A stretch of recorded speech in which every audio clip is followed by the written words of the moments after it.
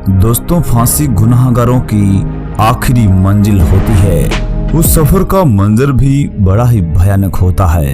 आजाद भारत में अब तक करीब 57 गुनाहगारों को फांसी के फंदे पर झुला दिया है। ना जाने आगे भी कितने कतार में लगे हुए हैं। दोस्तों, फांसी की रस्सी कैसे तैयार होती है और फिर जेल का माहौल उस वक्त कैसा होता है। फांसी वाले दिन कैदी को क्या खिलाया जाता है, आखिरी घंटे में उसके साथ क्या क्या होता है, क्या होती है आखिरी ख्वाहिश।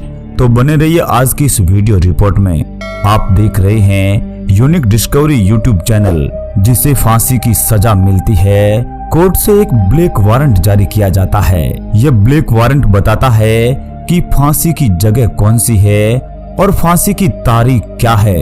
यानी उस ब्लैक वारंट पर सारी चीजें लिखित में होती है। उसके बाद ही शुरू होती है फांसी की तैयारियां। इसी कड़ी में सबसे पहले उस जल्लाद को ढूंढना पड़ता है जो कैदी को आखिरी वक्त पर फांसी देता है। इसी के साथ ही फांसी का फंदा भी तैयार करवाया जाता है। जिस रस्सी से फांसी का फंदा बनता है वह कोई आम रस्सी नहीं होती है। इस फांसी वाली रस्सी का नाम है मनीला रोप।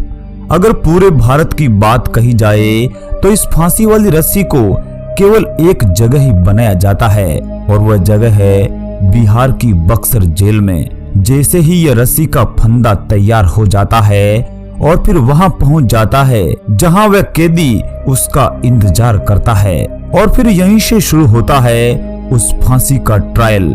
इसी दौरान जिस कैदी को फांसी पर लटकाया जाना है उसी का हुबहू एक डम्मी तैयार किया जाता है, जिसका वजन, लंबाई और उसके गर्दन का नाप हुबहू उसके जैसा ही होता है। जब आतंकी अफजल गुरु की फांसी की ट्रायल चल रही थी तो ऐसा भी हुआ था कि 2 बार वह फांसी वाली रस्सी टूट गई थी, ताकि फांसी वाले दिन ऐसी कोई गड़बड़ ना हो।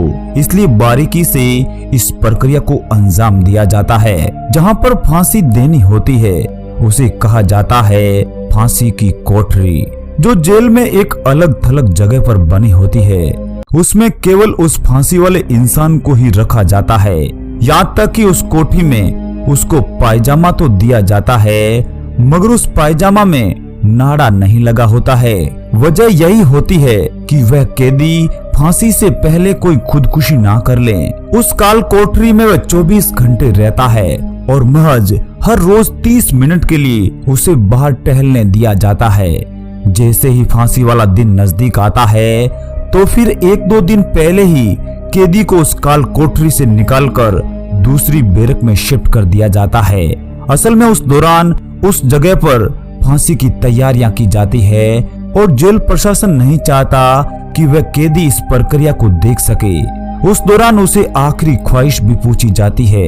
अगर कोई जायज मांग होती है तो पूरी जरूर करते हैं। यहाँ तक कि अगर वो अपने रिश्तेदारों से मिलना चाहता है तो फिर उसके रिश्तेदारों को भी बुलाया जाता है। और फिर आता है वह फांसी वाला दिन। जैसे ही सुबह के 4 बजते हैं उस कैदी को उठा दिया जाता है। उसके बाद उसे नहाने के लिए बोला जाता है और फिर उसे नए कपड़े पहनाए जाते हैं। फांसी वाले दिन उस कैदी को महज चाय के लिए ही बोला जाता है और फिर तय समय में उसको कोठरी से बाहर निकाल दिया जाता है। इस दौरान उसके साथ 12 गार्ड मौजूद रहते हैं। उसका चेहरा भी ढका हुआ होता है ताकि आसपास चल रही फांसी की प्रक्रिया को देख नहीं पाए। कई बार तो कैदी इतना डर जाता है कि उसे उठाकर उस फांसी वाली जगह पर लाया जाता है। फांसी के दौरान वहां पर एक डॉक्टर जरूर मौजूद रहता है और फिर वही तय करता है कि कैदी की मौत हो चुकी है।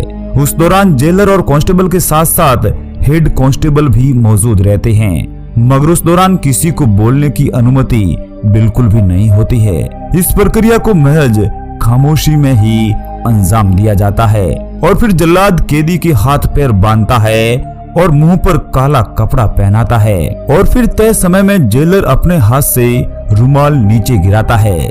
उसके बाद जल्लाद लीवर खींच लेता है और कैदी फांसी के तख्ते पर झूल जाता है और करीब आधे घंटे बाद वहां मौजूद डॉक्टर कैदी की नब्ज चेक करता है और डॉक्टर का इशारा पाकर उस बॉडी को नीचे उतार दिया जाता है। इस प्रक्रिया के दौरान उस दिन जेल के हर कार्य को उस दौरान के लिए रोक दिया जाता है और जैसे ही यह प्रक्रिया खत्म होती है फिर उसके बाद ही जेल की जिंदगी वापस पटरी पर दौड़ने लग जाती है। दोस्तों, आपके विचारों का स्वागत है। जय हिंद, वंदे मातरम।